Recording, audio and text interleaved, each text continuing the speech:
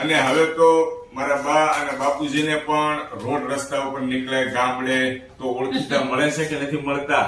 મળે છે. હે? બહુ મળે.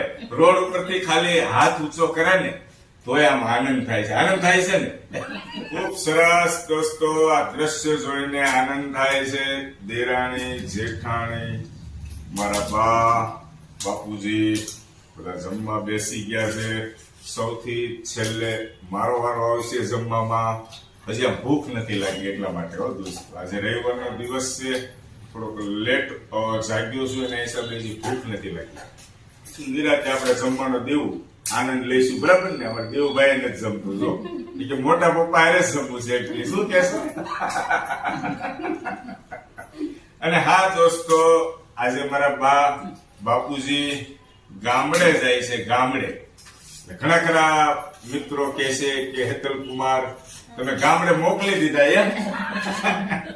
પણ મિત્રો, ગામડાના પણ આપણા વ્યવહાર હોય છે, ગામડે પણ લગ્ન પ્રસંગ હોય છે. આજે બા બાપુજી હોવાથી અમારે નથી જવું પડતું. અને ક્યાં લગ્ન છે મારા બાને જ પૂછું, ક્યાં લગ્ન છે બા? એક સરંભડા છે હા, મામાજી ને ઘેરે, એક મારી બેન ને ઘેરે. હા, માસીના ઘરે છે, મારા માસીના ઘરે મારા બાના બેન. કયું ગામ?